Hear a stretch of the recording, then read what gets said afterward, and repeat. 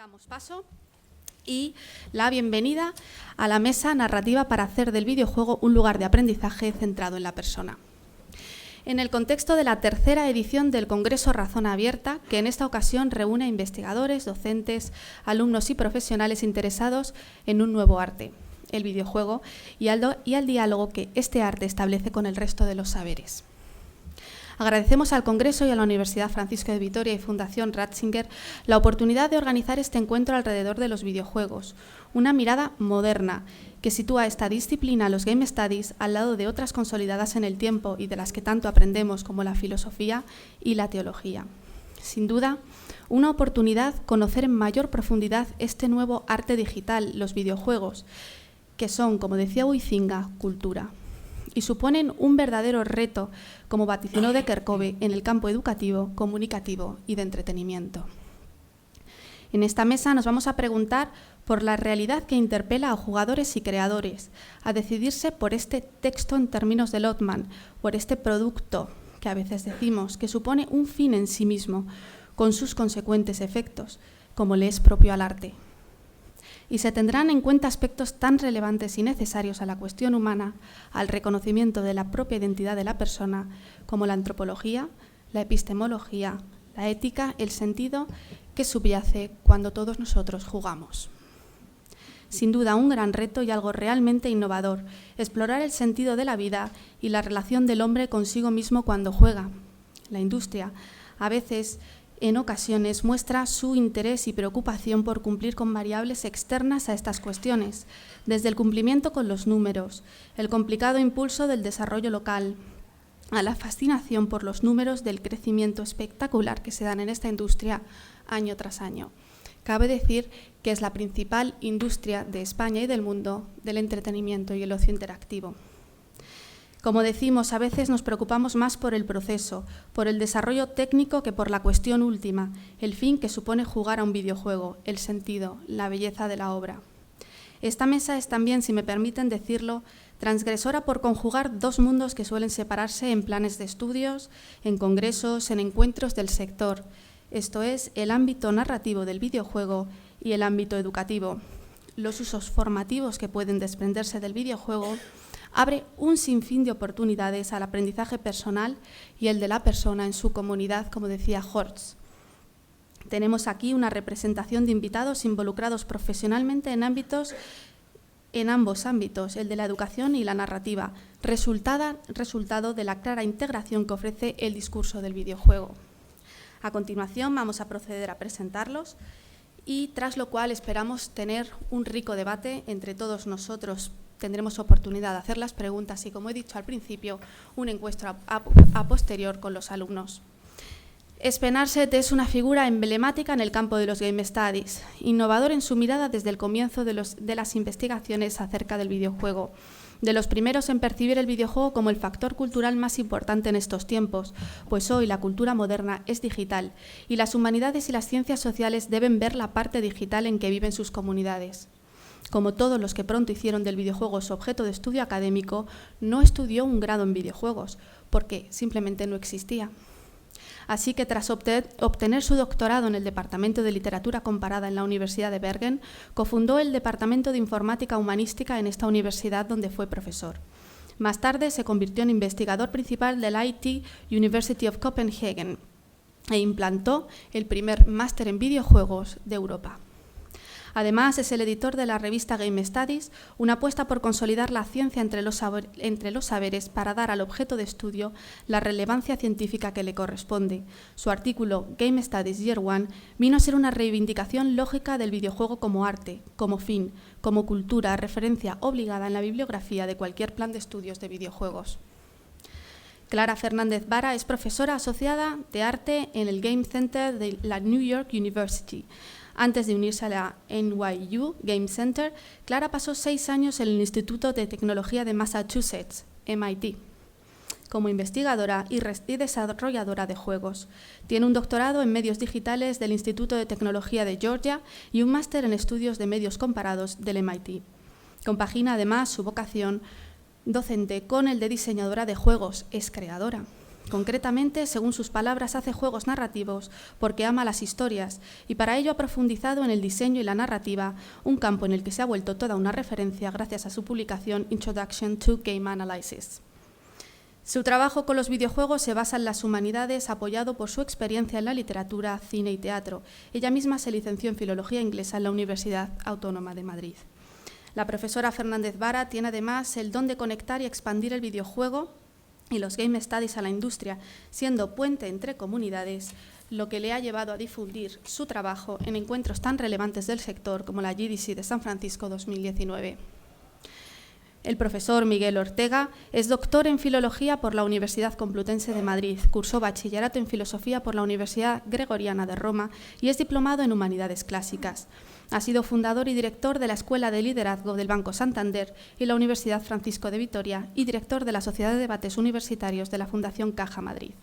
Actualmente es investigador de Antropología del Centro de Investigaciones Económicas y Sociales de la Francisco de Vitoria y coordinador de Secundaria y Bachillerato de los Colegios del Regnum Christi en España. El profesor Miguel, podría decirse, juega en casa y solo podemos estar agradecidos de contar con este profesor, porque es el profesor con mayúsculas. Aquel que todos tenemos en la cabeza cuando pensamos en aquel docente que nos acompañó, que nos escuchó nuestras inquietudes también por las ciencias. Aquel profesor con el que crecimos en aquella asignatura. Como no podía ser de otra forma, los tentáculos del videojuego le trajeron al grado en creación y narración de videojuegos, ciencia que ha hecho también suya y por lo que le estamos muy agradecidos. Como decimos, un reto el que tienen nuestros invitados hoy en la próxima hora y media, un reto, por otro lado, apasionante. Les cedo la palabra a Clara. Muchas gracias. Ahora, ¿dónde me pongo esto? Estoy muy contenta de estar aquí. Muchas gracias por invitarme. El resto de mi presentación va a ser en inglés porque me explico mejor en mi campo en inglés que en castellano. So let me start. One of the questions that I wanted to explain is that when I talk about games and when I talk about games in general, whether they're video games or non-digital games, my approach is dispelling myths. We are in a field where there's a lot of misperceptions about what we do, the nature of games, and since we have, I'm sure that I have people who are interested in games here listening, but I'm assuming that there's other people who are just merely interested, so my approach is going to be more of what I talk about with general audiences. The first thing, and Belen has already been saying this, games are a cultural expression, and at times I don't want to be over defensive about it, but it's true that I have to start by clarifying that. And based on the keynote that we just saw, it's interesting how computing is perceived as science, but we have the three of us here, the four of us, we come from the humanities. You're seeing people who approach the study and making video games from a humanistic point of view.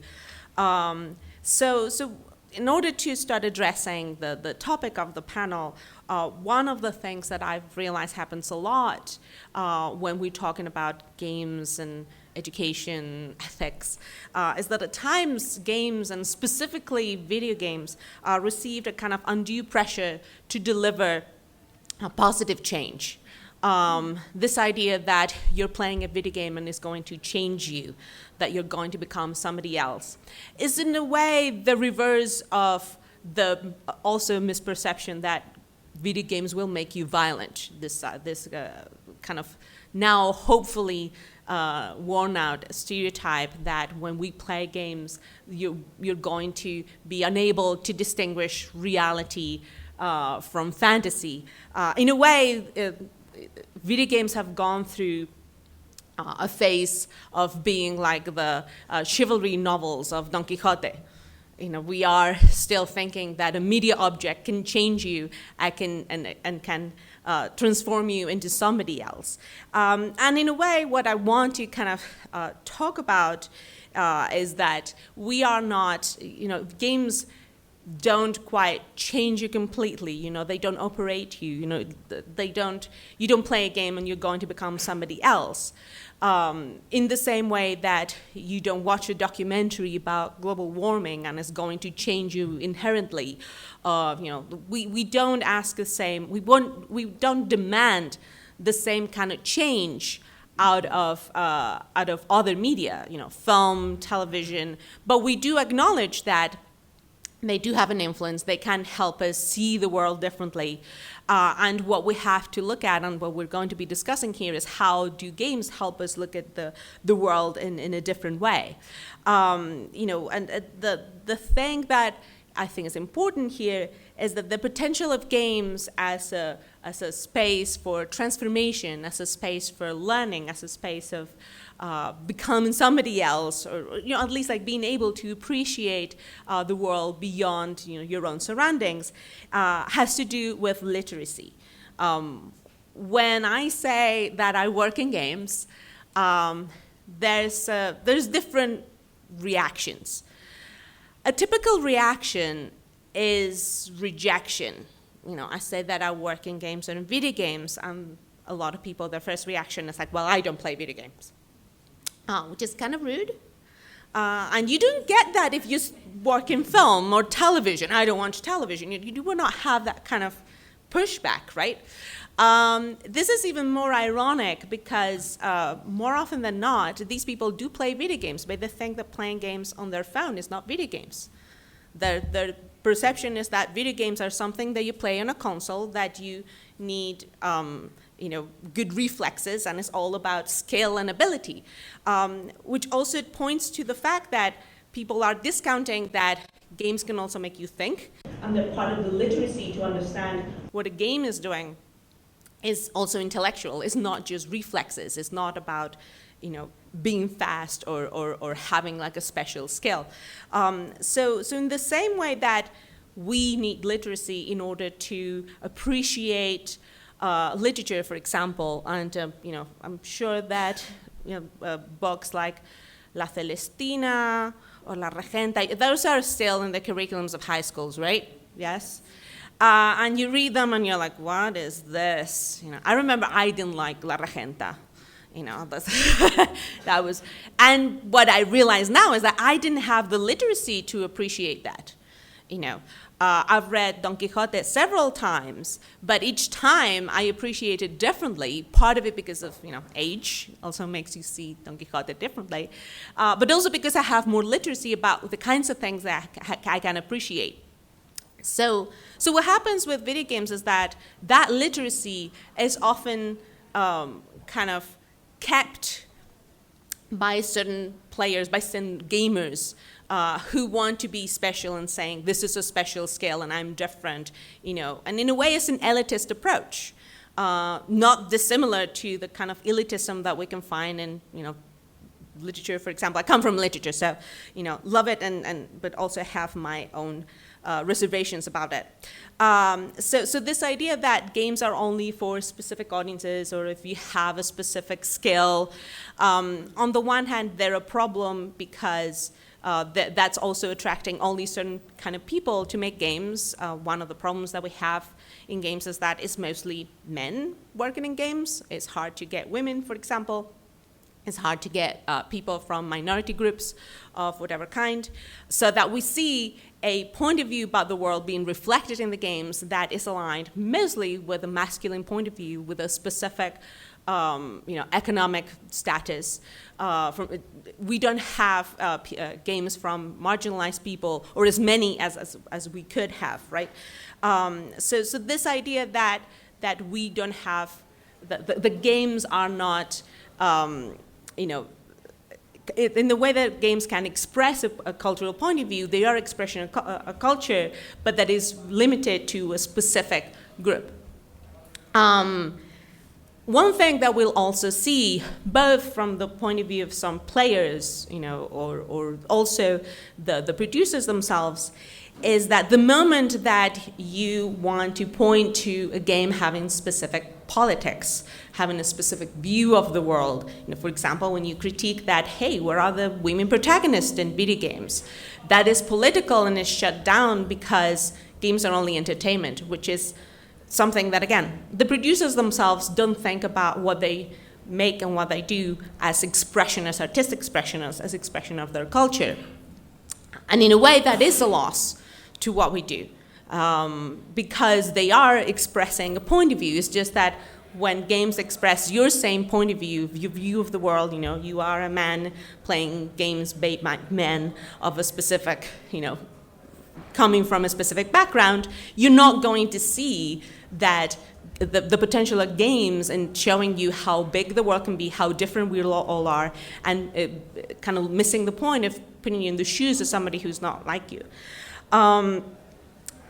Which kind of takes me to this idea that the potential of games to make you see the world through different eyes is something that happens, but usually games put you in the shoes of a hero, in the shoes of somebody who is all-powerful. It's about a power fantasy. And again, I think that that's something that kind of loses a lot of the potential of games.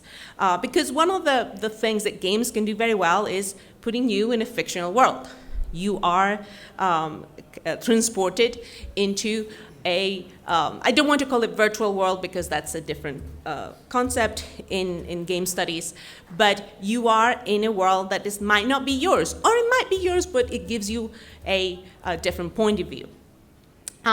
So that potential of going somewhere else, becoming somebody else, seeing the world through different eyes is one of the most interesting devices of games. Not exclusive, again, but you also have to do things in the world. You can change the world. As Janet Murray says, you have agency, and the potential of being able to affect the world and change it is one of the aspects of games that allows us to get players to feel differently or learn things about the world. And let me go through my notes. Sorry. So the problem that we have with agency in games connects to what I just explained, which is that a lot of the time games tend to be power fantasies, where we are the hero. We can single-handedly win World War II. With a lot of guns. And that's not, apart from the fantasy fit and then the unreality, is also not being critical with the kinds of things that we're doing in the world. We need more games where it's okay to be somebody who's not in power. Some of my favorite games from the last few years are actually putting you in that, in the space of not having a lot to choose from. If you've played, for example, Papers, Please, where you are a border agent who decides who comes into this kind of fantasy country as Dorka, and you are basically deciding whether somebody deserves to come in or not. And you have the fate, the destiny of these people is in your hands, and putting a rubber stamp on their passport.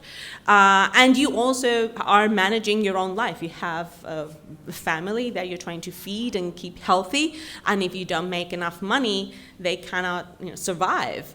And at times, it's kind of questions, the kinds of decisions that one has to make depending on what you want to achieve, right? At times, the game offers you to take a bribe and let somebody in who should not be let into the country.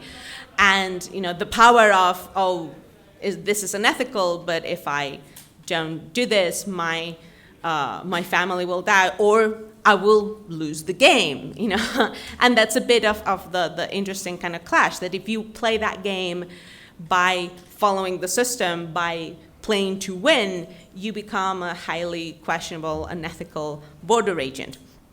So this, Papers, Please shows the power of how in games the design of narrative choices is becoming a key skill for game design.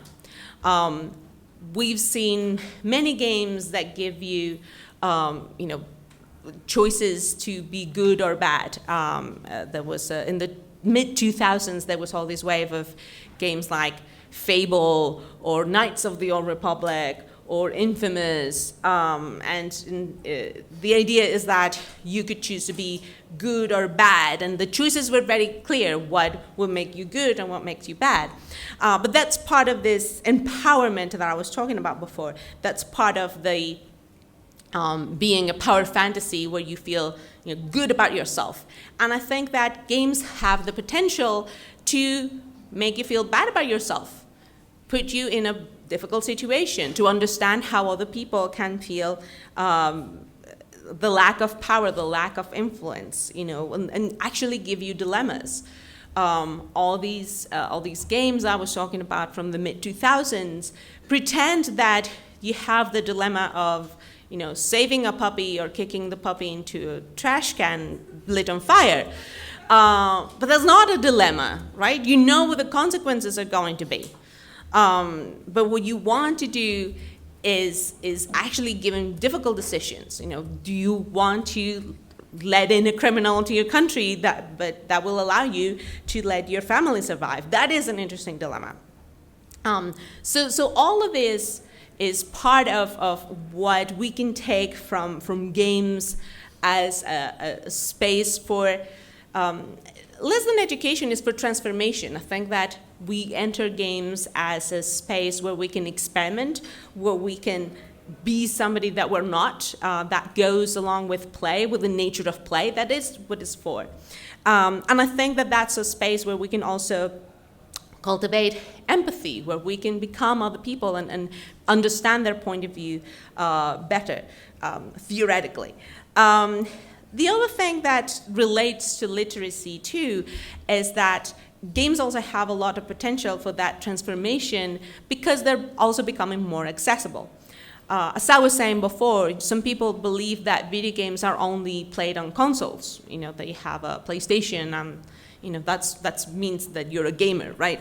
But I mean, probably a lot of you play games on your PCs. But also, as I was saying, the development of games for your phones, for your tablets, makes them way more accessible, way easier to learn how to play. It's not about how good your reflexes are, but actually how easy it is to understand the interface, what you have to do.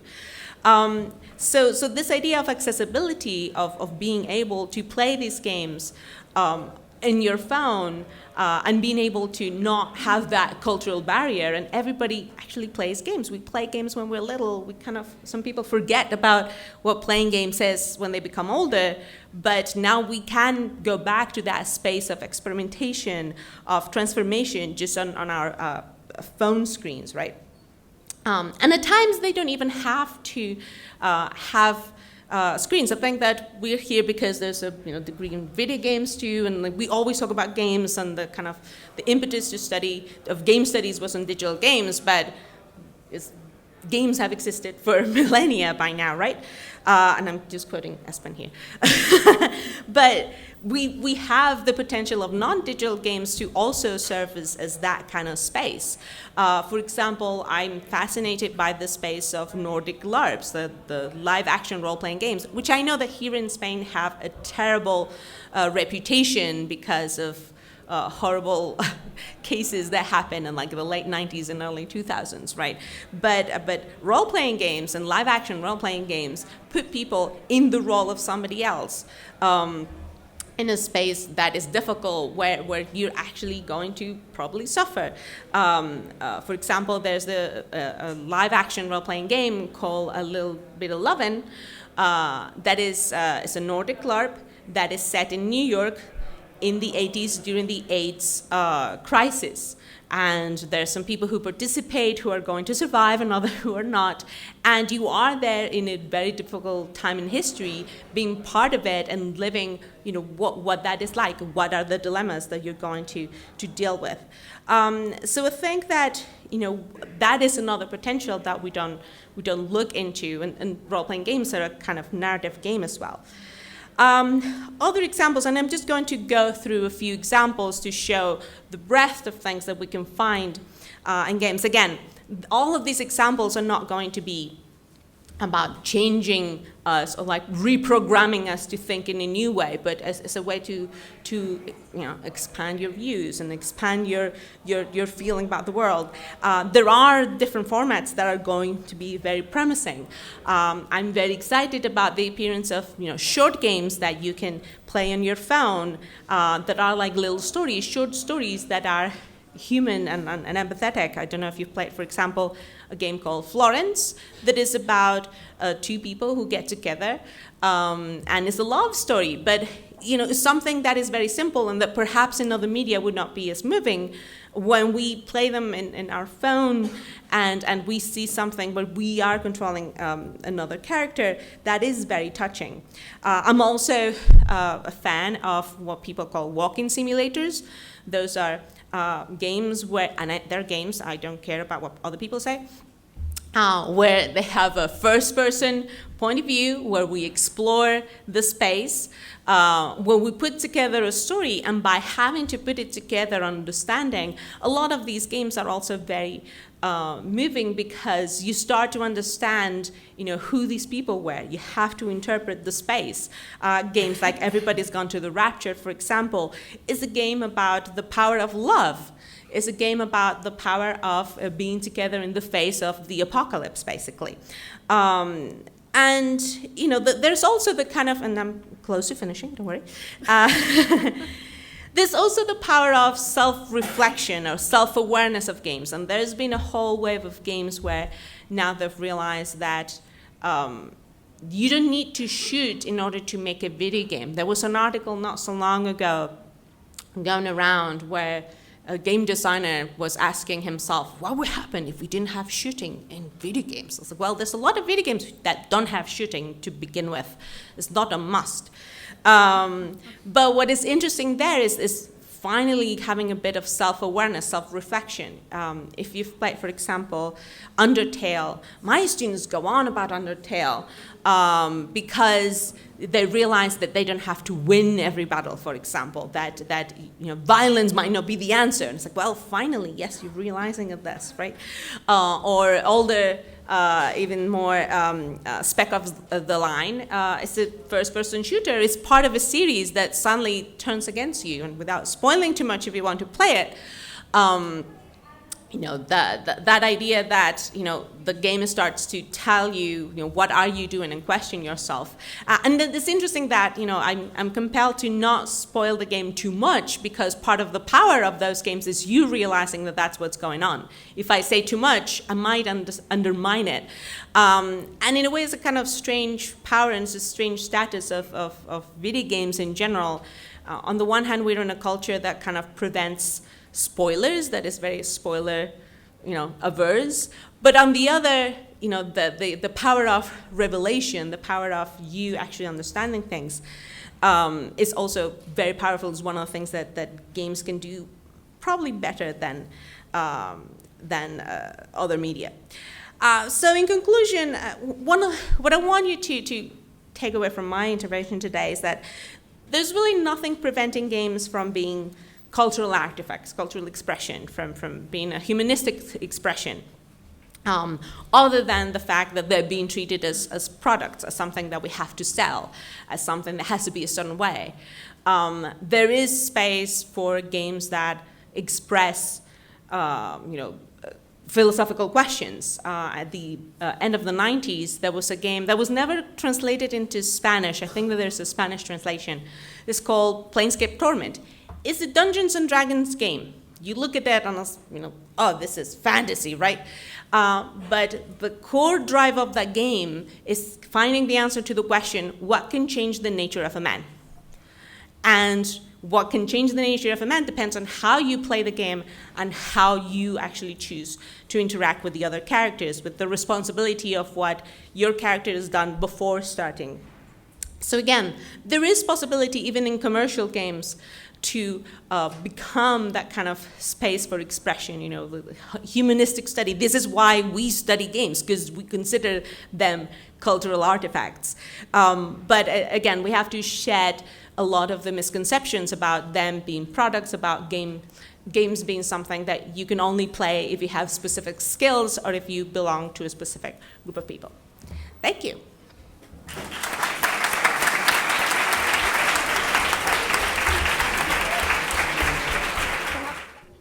Tiene la palabra el profesor Spenarset y una vez solucionemos el tema de la presentación dará comienzo. Gracias. Okay. All right.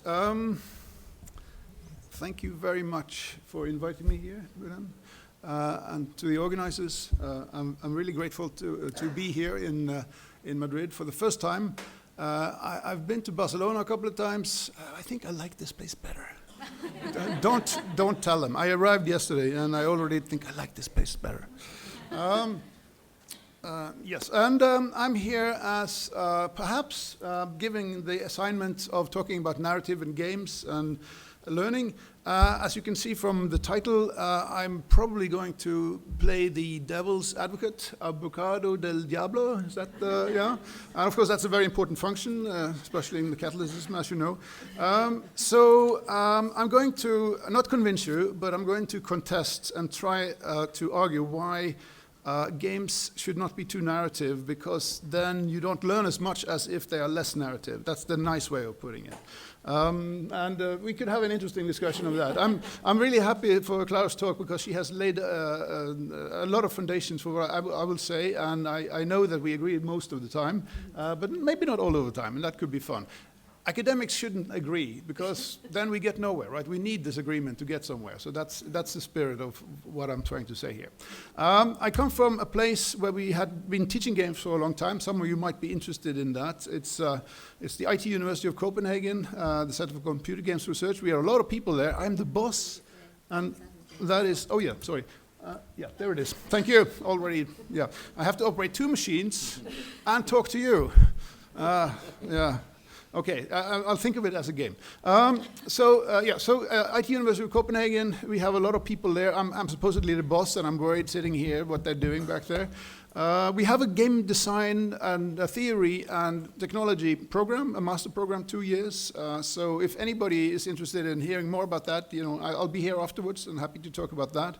My own research is focused on game ontology, game ideologies. How do we understand the ideologies inside games or surrounding games? I'm also working on topics like game addiction. And I am also working on this topic today, games and stories. I'm the very lucky recipient of an ERC advanced grant, which makes me work full-time on making game analysis tools. So that's what we do in that project. And there is a book coming out these days, Ludotopia, that I've edited with Stefan Gunzel about space and games and places in games. Maybe something for people who are interested in level design. But let's return to today's topic. So this is the assignment, and I chose to accept it, except that I've made a little bit of an interpretation of it. So the narrative is means to make video games a person-centered learning experience. I have reformulated into are games with narratives more efficient or effective than non-narrative games in making us better people? And I think that was what Clara was talking about too. And I'm a skeptic when it comes to that. And that's why we can have a conversation, I hope. Here is Minecraft, right? So Minecraft is probably it's the world's most popular game. Today in The Guardian, it was listed #1 of the most important games of this century. It is also probably the best example for how you can use games in teaching, how you can use games in education. It contains very, very, very, very little narrative, if at all. You could make a claim that there might be some small pieces in there, but mostly it is not a narrative game at all. And it's probably the most useful game for teaching, at least these days, until something else comes along. And now the question is, what do I mean by narrative? And aren't all video games narrative? Some people have said that.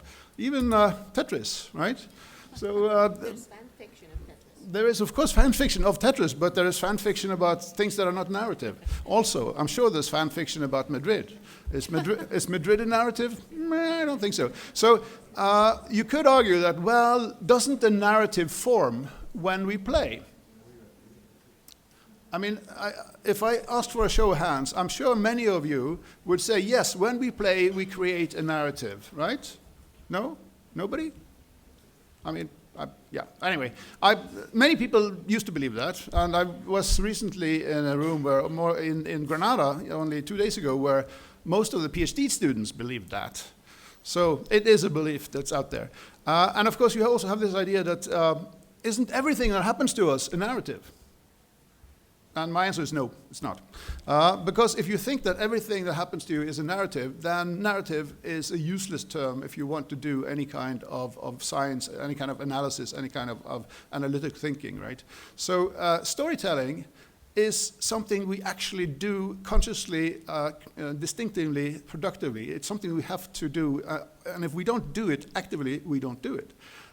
We shouldn't confuse making memories and having experiences with telling stories. Those are different things. So, I mean, for instance, something happens, but then we tell a story about it, right? Or we choose not to. I mean, I can tell you a story.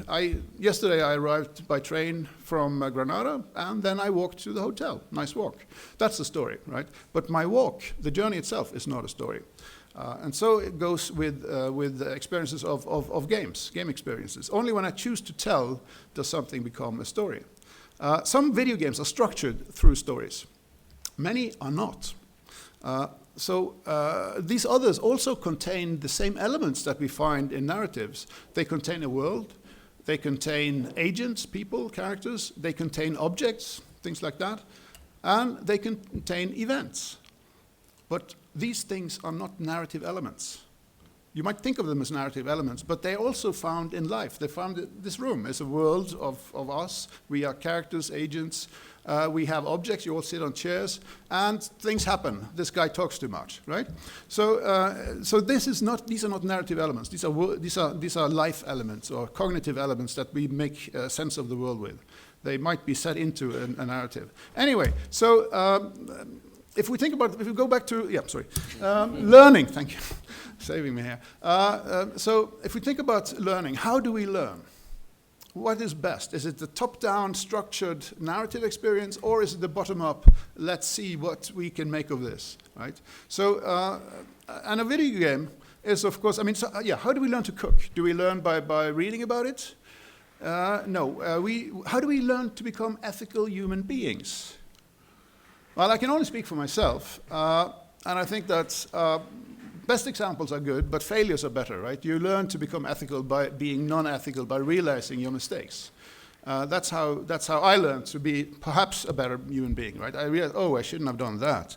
Maybe next time I won't do that.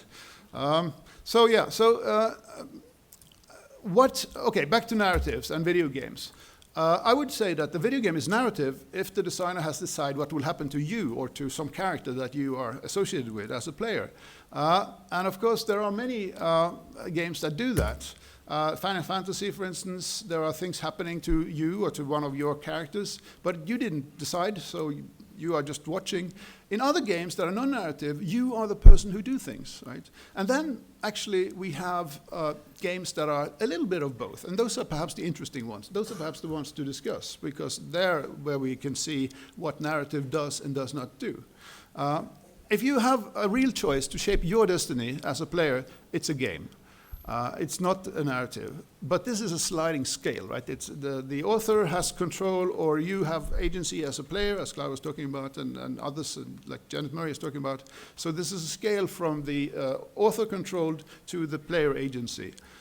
So we have these games in the middle, as one of my PhD students, Sarah Mossberg, was writing her PhD thesis about. The games that are a little bit narrative and a little bit game, and they sort of combine. Here's an example. Michelle Westerlaken recently played Zelda Breath of the Wild, and she did a vegan run. She played Breath of the Wild as a vegan. She did not kill any animals. She did not use any animal products. And she manages, but barely, to finish the game, go through the game. Rather interesting challenge. This is something that the game designer certainly didn't think of, but that she did. So here is somebody not telling a story, but trying to go against, perhaps, the story of the game. There are many other games that don't have stories in themselves, like DayZ, if you know that game. I don't have time to really go into it, but it's a game where you wake up on a beach and you have to fight for your life, and there are zombies and much worse other players. And so, is there a story in this game? No, there isn't a story. But there are thousands of player stories, millions of player stories created in this game. I've done a little bit of research on YouTube, and I have something I call the tellability equation, where I look at some games and how many copies they've sold and how many videos are uploaded to YouTube. And there seems to be a clear inverse proportion between the games that are heavily story-oriented and the games that the players are actually wanting to tell others about and make videos about. So, and you can see the numbers here. I don't really have time to discuss them, but a very linear game like Uncharted 2 has a very low tellability factor, lots of copies sold, not so many videos made. Minecraft does much better, lots of millions of copies sold, but also lots of player-made videos. And so there seems to be, the more narrativity there is in a game, the less the players want to tell their own stories in these games. Clara mentioned Papers, Please, and that's a great example of what I would say is a low narrative game, which really lets us experience our own, yeah, it is a really low narrative. We can discuss this. So, yeah, right. Oh, wait, oops, sorry, I'm going, anyway. So yeah, Papers, Please has this really simple, systemic approach. You make the choices. You feel sorry when you play. You are the border inspector, and there's very little information about who you are. You don't even know the names of your relatives that you're supposed to take care of. So you are put into this place. You are making the decisions, and you have to make the really hard moral choices. And so you see these young people here trying to make sense of it, and they are feeling the pain of this maybe moral, maybe immoral being. So they learn about what does it mean to be caught in a system, an evil system, where you don't have that much agency, because if you take the bribe, you will be found out, your family will die. So there's a lot of different and very difficult decisions being made here. There are 6 different endings. But what happens is very much a systemic approach. It's not a scripted approach. To give you one final example, Skyrim, EVE Online, very different game.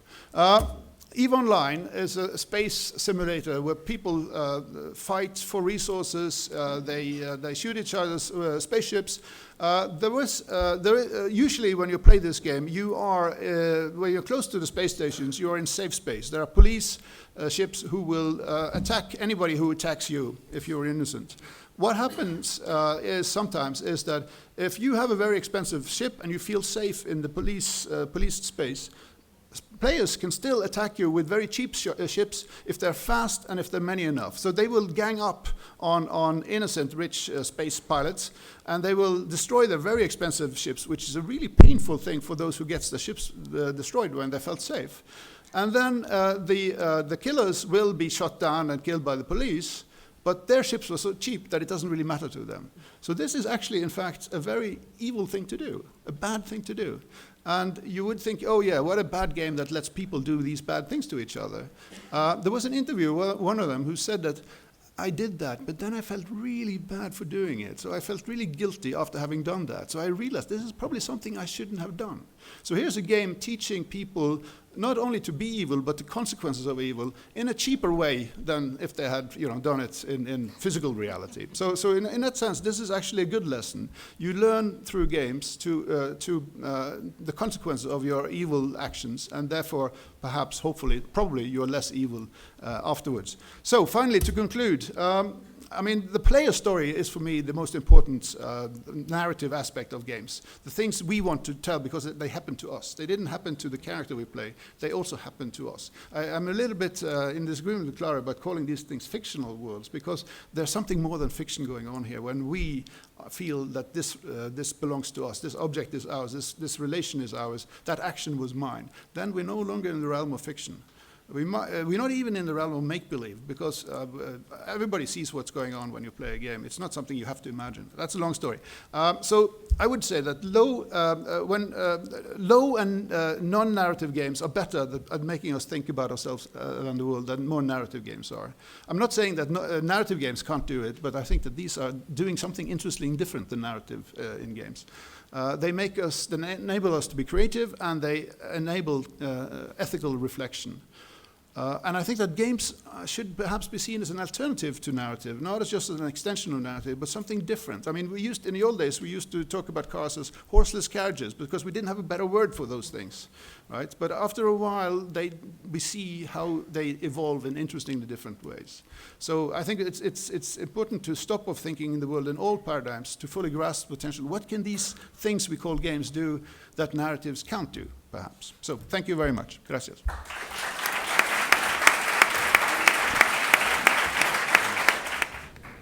Tiene la palabra el profesor Ortega. Bueno, muchas gracias.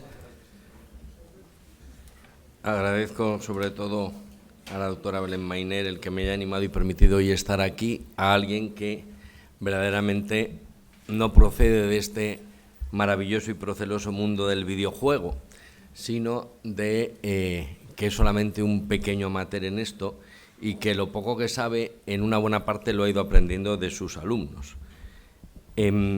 Pero sí es verdad que lo que tratamos aquí no es el tema del videojuego, sino un tema mucho más apasionante y muchísimo más profundo, que es el tema famoso de las dinámicas humanas, ¿no? Ahora, cuando el profesor Arset nos habla de si es o no interesante la narrativa, a mí me venía a la mente inmediatamente cómo ha sido la experiencia humana en general en narrativa, ¿no? La narrativa cerrada que hablaba él de esos videojuegos donde ya está todo muy prehecho y donde el jugador solo puede hacer determinadas cosas y que evidentemente pues depende de cómo uno aprenda a jugar, pues son al principio quizás para aprender es lo más fácil, pero luego también es verdad que la experiencia es menos rica que en un juego como en el Minecraft, ¿no? Donde uno puede pues, hacer un montón de cosas.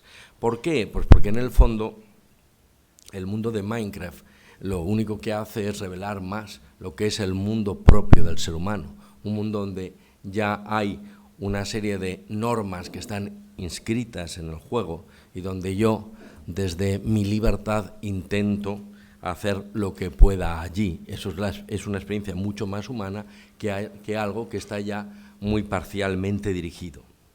Es verdad que a mí lo que me ha interesado muchísimo de este mundo del videojuego, me vienen varias cosas interesantes. Una primera es toda la relación del mundo del videojuego con el mundo propio de la persona. Al final, la vida no deja de ser un poco un videojuego, ¿no? No deja de ser un poco un videojuego. Y eso yo creo que es muy interesante, cómo el videojuego nos intenta acercar a las cuestiones de la propia vida desde el juego.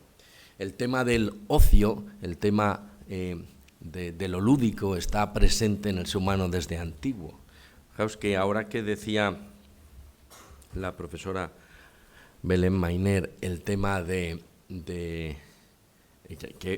que yo me he acercado a este mundo de los videojuegos, recuerdo hace más de 20 años, estando yo en México, me pidieron que escribiera un pequeño artículo para una revista y escribí un artículo que titulé "De las chapas a los videojuegos", ¿no? Y es verdad que las chapas, cosa que posiblemente casi ninguno de los que estáis aquí sabéis qué juego era aquel, pero en el fondo el tipo de vivencia que muestra en el jugador es similar a la de alguien que está jugando a un videojuego, ¿no? Claro, de una manera absolutamente diferente en el formato, pero no en la experiencia. Y esto es quizás lo interesante, es decir, descubrir cómo la experiencia del juego, a nivel de lo que uno hace y de lo que uno experimenta allí, es una experiencia que es plenamente humana. Y siendo plenamente humana, puede ser precisamente por eso formativa. Yo creo que toda experiencia en la que uno está en un juego, ¿verdad?, es algo que es propiamente nuestro, ¿no? Y por lo tanto el tema de lo lúdico, de la necesidad de enfrentarme al reto, ya sea siendo alguien que está en una frontera, ya sea en cualquier otra opción, es decir, cuando yo me tengo que enfrentar a una situación en la que tengo que tomar decisiones, estoy desvelando algo que es muy, muy nuestro, muy del ser humano. Cada uno de nosotros en nuestro día a día nos enfrentamos a esas situaciones. Y es verdad que el juego, igual que lo es el cine o la televisión, son maneras de, bueno, darnos opciones, hacernos reflexionar sobre posibilidades ante esas decisiones que tenemos que tomar. En el juego, además, hay una cosa que es muy curiosa, ¿no? Yo, en el juego, una de las cosas que veo es que aprendo a distinguir niveles, ¿no? El nivel de lo que es el simplemente aparato, que decíamos ahora, con el nivel de lo que ahí está ocurriendo. Son niveles distintos. Y esto también yo creo que es muy interesante, porque en el juego también se da la posibilidad del encuentro con otro. La posibilidad de jugar con otro, ya sea a veces contra otros, ¿no? Para mostrar que yo estoy por encima de ellos, o por debajo, dependiendo, ¿verdad?, de mi capacidad de jugar, o también para jugar juntos, ¿no? Yo, me hace mucha gracia, uno de mis hijos le encanta el World of Tanks, ¿no? Y en el World of Tanks pues está ahí metido en un montón de juegos con equipos diferentes en los que el hombre pues juega ahí y pasas sus tiempos jugando, pero no cabe duda de que ahí hay que tener, ¿verdad?, una relación con otros para poder ir al unísono, porque si no, pues no tiene mucho sentido. Las habilidades de equipo. Es verdad que cuando hablamos de la experiencia humana tiene que aparecer necesariamente las experiencias de violencia, las experiencias de sexo, las experiencias que son propias del ser humano y que aparecen, por tanto, no solo en el videojuego. Nos llevamos muchas veces, esto Belén y yo lo hemos hablado 1000 veces, ¿verdad? Nos llevamos muchas veces las manos a la cabeza con estos temas cuando esto está continuamente presente en la televisión, en el cine, y a nadie le parece eso mal. Es curioso que justamente en el videojuego esto se demonice y en los demás sitios nos parezca adecuado. Bien, es verdad además que yo creo que el videojuego es una manera interesantísima de acercarse a todo lo que es la experiencia, la rica experiencia humana, en todos los aspectos. Fijaos, hemos hablado de que yo me pongo ante situaciones en las que tengo que tomar decisiones. ¿Esto de qué habla? Habla de un conocimiento de mí mismo, habla de un replantearme qué quiero hacer.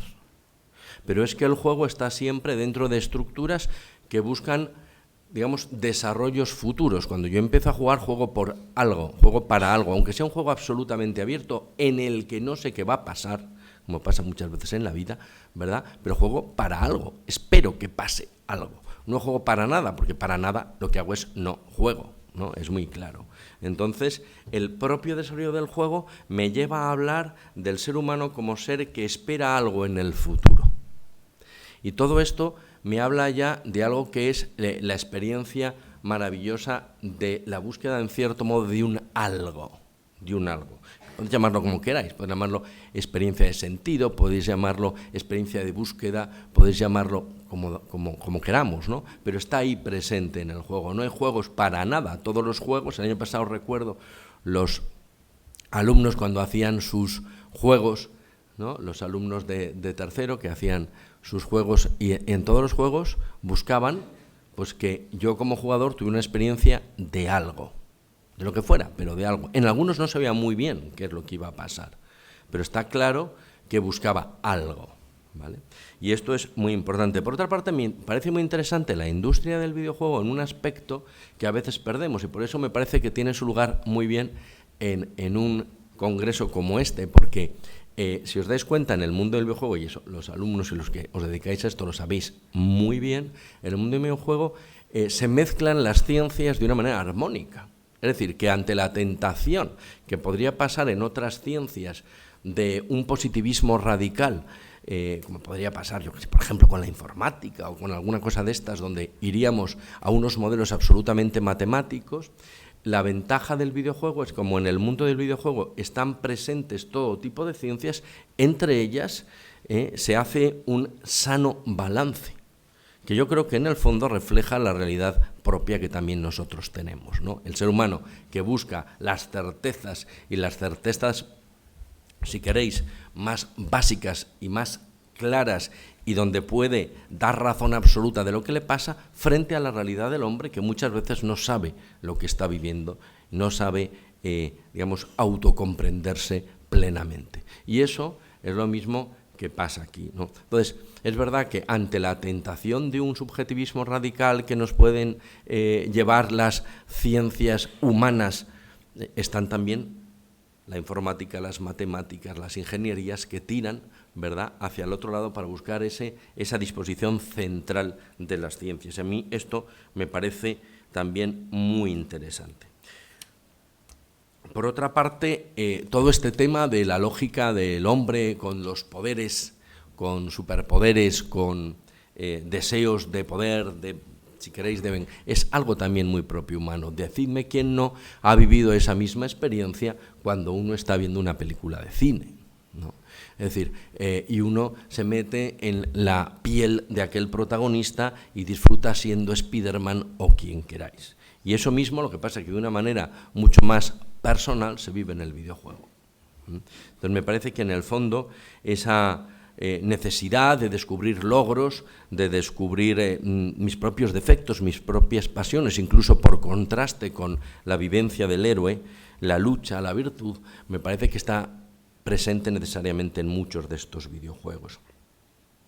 Y luego también la gran pregunta del hombre sobre la realidad que se plantea también en el videojuego, ¿no?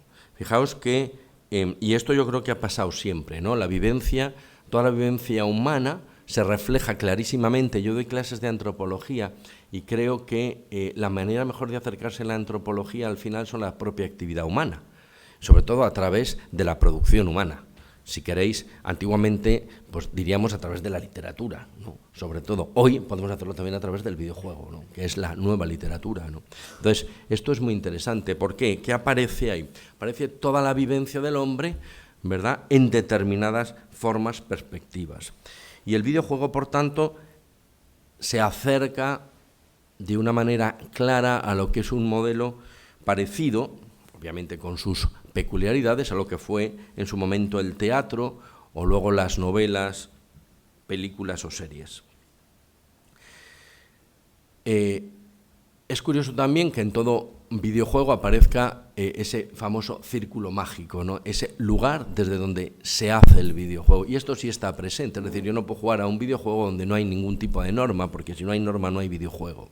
El videojuego requiere que funcione con una serie de cosas que yo como jugador tengo que saber, aunque sea cómo se mueve aquel elemento, porque si no, me da igual que sea el Tetris, si yo solo veo pasar cosas y no sé qué hacer, no es un videojuego, es una sensación frustrante, ¿no?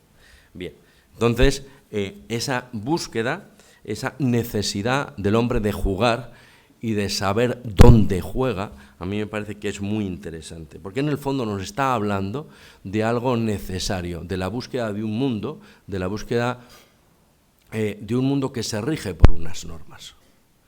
Y eso es propiamente humano, eso es propiamente humano.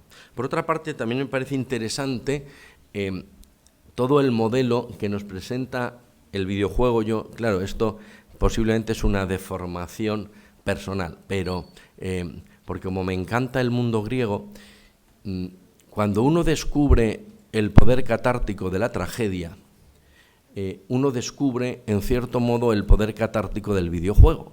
No sé si eso lo habéis pensado, pero es muy interesante, ¿no? Al final, cuando yo estoy en un videojuego y me toca estar ahí en esa presencia de la toma de decisiones que decíamos antes, ante alguien en una frontera, o ante alguien que tiene que decidir sobre la muerte y vida de otros, o ante alguien que tiene que conquistar un lugar.